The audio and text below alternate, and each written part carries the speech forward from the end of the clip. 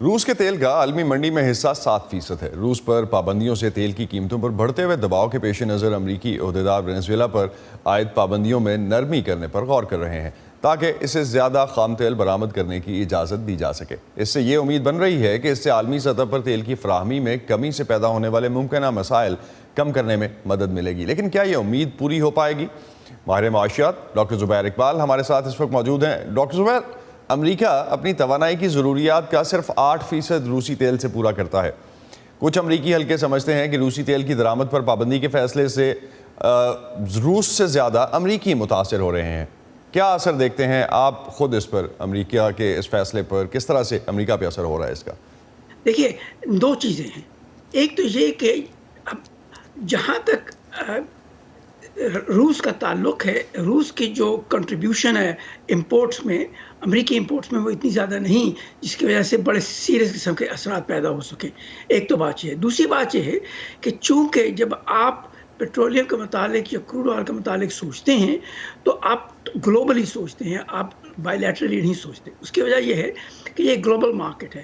اگر اس global market میں جہاں پر کہ جو ڈیمانڈ ہے بڑی انلاسٹک ہوتی ہے، اگر تھوڑی سی بھی سپلائی پہ ریسٹرکشن آ جائے تو قیمتیں بہت تیزی سے بڑھتی ہیں۔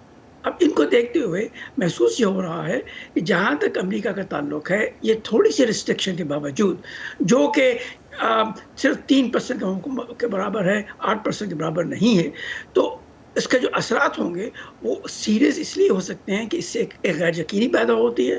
دوسری، عالمی لیول کے اوپر سپلائی کنسٹرینٹس بڑھتے ہیں کیونکہ گلوبل اکانومی بڑھ رہی ہے، اور اگر گلوبل اکانومی میں سپلائی کم ہوتی چلی جائے تو اس کی وجہ سے پرائسز بڑھیں گی، اور اگر ایک جگہ پرائسز بڑھتی ہیں تو اس کا اثر دوسری جگہ پہ بھی پڑتا ہے۔ تو ان کو دیکھتے ہوئے یہ ایک اہم چیز ہے جو سامنے رکھنی ہے کہ آیا یہ جو فیصلہ کیا گیا تھا اس کا اثر لمیٹڈ ہوگا کہ زیادہ ہوگا۔ جیسے ہم دیکھ سکتے ہیں کہ اگر آپ سیکنڈری اثرات کو سامنے رکھیں تو پھر اس کے انفلوئنس جو ہیں وہ زیادہ ہوں گے اور لانگ لاسٹنگ ہوں گے۔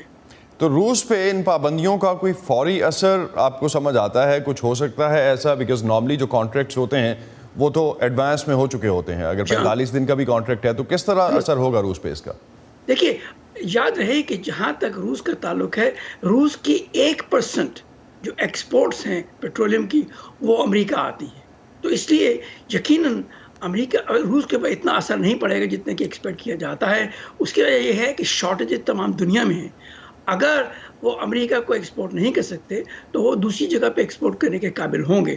چین جس میں بہت اہم حیثیت رکھتا ہے، جس کی وجہ سے روس کے اوپر شارٹ ٹرم اثرات تو ہوں گے، لیکن لانگ ٹرم اثرات اگر اور کوئی چینجز نہ آئیں تو اتنے سیریس نہیں ہوں گے کہ وہ اس کا مقابلہ نہ کر سکیں۔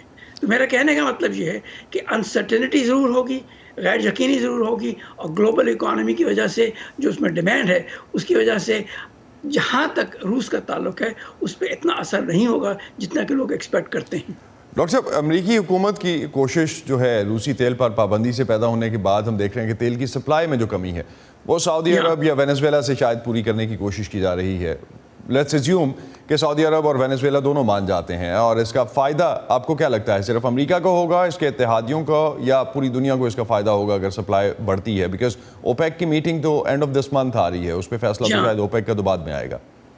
بس یہ کمپلیکیشن یہی تو ہے۔ یاد رہے کہ جہاں تک اوپیک پلس کا تعلق ہے جس میں روس شامل ہے، ان کی ایک پری ڈٹرمنڈ کنڈیشن ہے کہ جو انہوں نے پروڈکشن کرنی ہے اس کو کنٹرول میں رکھنا ہے، اس کو آگے نہیں بڑھنے دینا، اور ایک سال میں صرف 400,000 بیرلز ایڈ کرنے ہیں۔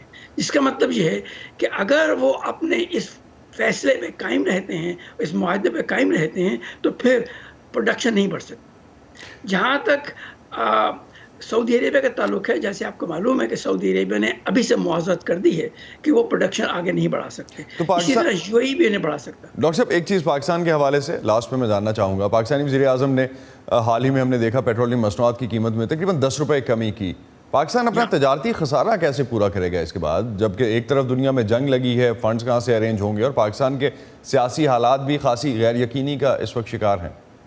درست۔ دیکھیے، یہ پولیٹیکل فیصلہ تھا، یہ اکنامک فیصلہ نہیں تھا۔ اکنامکلی سپیکنگ یہ غلط فیصلہ تھا۔ اب بات یہ آ جاتی ہے کہ انسان کیا کرے، کیونکہ ظاہر ہے کہ جہاں سے اکنامک پالیسیز ہوتی ہیں ان پہ پالیٹکس کا اثر ضرور پڑتا ہے۔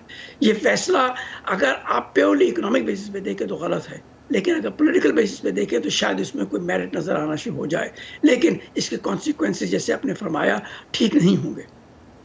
بہت بہت شکریہ ڈاکٹر زبیر اقبال آپ کا ہم سے بات کرنے کا، خاص طور پہ اس حوالے سے کہ اس وقت جو سچویشن بن رہی ہے یوکرین اور روس جنگ کے بعد، وہ خاصی حد تک ہمیں انٹرنیشنل مارکیٹس میں امپیکٹ کرتی ہوئی نظر آتی ہے۔